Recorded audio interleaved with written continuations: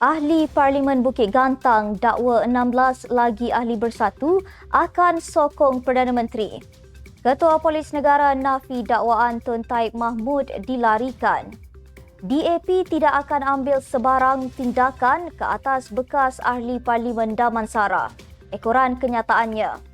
Syafiee Abdullah maklum Sultan Abdullah telah pertimbang beri pengampunan kepada Najib.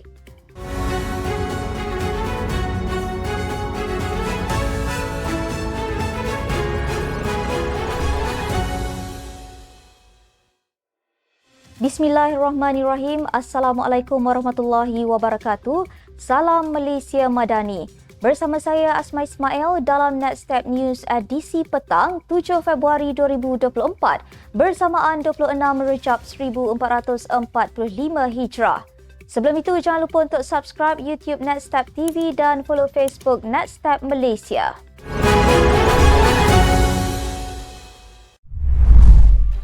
Ahli Parlimen Bukit Gantang Datuk Syed Abu Hussein Hafiz Syed Abdul Fasal kini mendakwa 16 ahli Parlimen dari Bersatu menjelang hujung bulan ini. Katanya, beliau sebelum ini mendakwa lebih daripada 10, namun kini angka tersebut telah meningkat kepada 16 orang.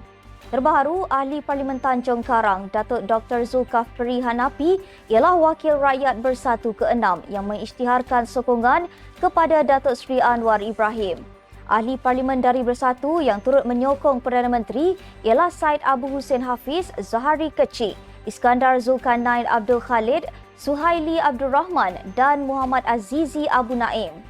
Syed Abu Hussein turut menafikan dakwaan bahawa beliau menjadi broker untuk mendapatkan sokongan ahli Parlimen pembangkang.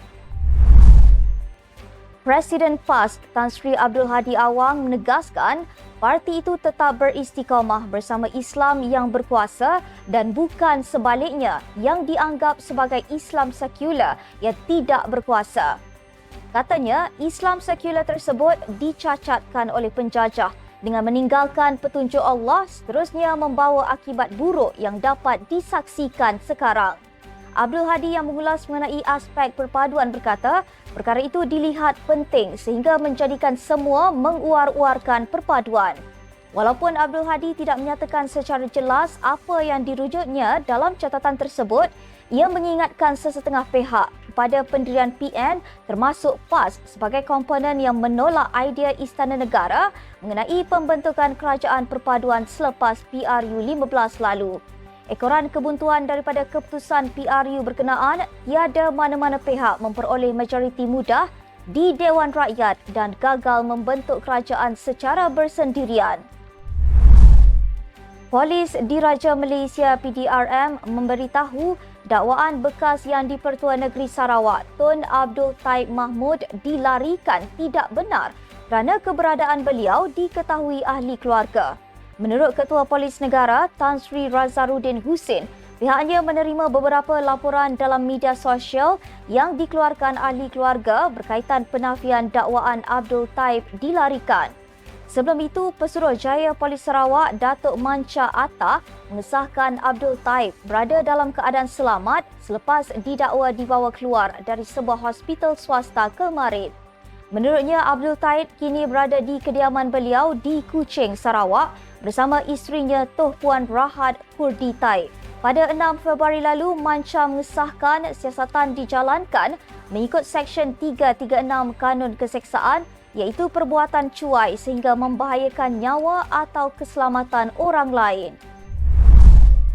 Kertas siasatan berhubung kenyataan bekas Setiausaha Publicity DAP Tony Pua didakwa menghina institusi diraja berkaitan pengampunan bekas Perdana Menteri Datuk Seri Najib Razak dijangka siap dalam tempoh terdekat. Ketua Polis Negara Tan Sri Razaruddin Husin berkata, kertas siasatan akan dirujuk kepada pejabat peguam negara selepas siasatan dilengkapkan. Pihaknya sudah merakam percakapan Pua pada Isnin dan kes masih dalam siasatan sebelum dirujuk kepada pihak AGC. Pada Isnin, media melaporkan Tony Pua bersama peguamnya Haijan Omar dan ditemani ahli Parlimen Kelang V. Gana Batirau hadir ke Ibu Pejabat Polis Bukit Aman pada jam 12.48 tengah hari sebelum dilihat keluar pada jam 2.30 petang. Tony Puan memaklumkan beliau memberikan kerjasama penuh kepada pegawai penyiasat dan sebanyak 60 soalan ditanya berhubung 5 hantaran di Facebook.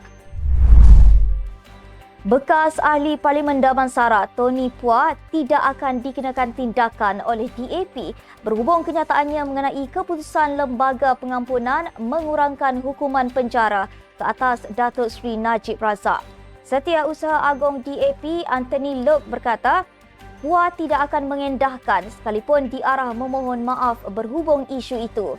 Loke yang juga Menteri Pengangkutan menambah, DAP tidak akan mengambil tindakan tata tertib terhadap Puan kerana beliau tidak melanggar disiplin parti dan akan membiarkan polis mengendalikan siasatan itu. Pada Isnin lalu, Bukit Aman menyiasat Puan selama lebih 1 jam berhubung catatan di Facebook yang mengulas hukuman dan pengurangan denda ke atas Najib. Polis kemudiannya merampas komputer ribernya untuk memudahkan siasatan. Peguam Tan Sri Muhammad Syafiee Abdullah memaklumkan yang di-Pertuan Agong YDPA ke-16 Al-Sultan Abdullah Riayatuddin Al-Mustafa Billah Shah telah mempertimbangkan untuk memberi pengampunan penuh Datuk Seri Najib Razak pada 29 Januari lalu. Bagaimanapun katanya, Al-Sultan Abdullah mengagihkan kertas undi kepada 4 ahli bukan tetap Lembaga Pengampunan terlebih dahulu pada 21 Januari lalu sebelum membuat keputusan sebarang keputusan. Beliau berkata demikian ketika sidang akhbar berhubung isu pengampunan membabitkan bekas Perdana Menteri itu di Kompleks Mahkamah Kuala Lumpur.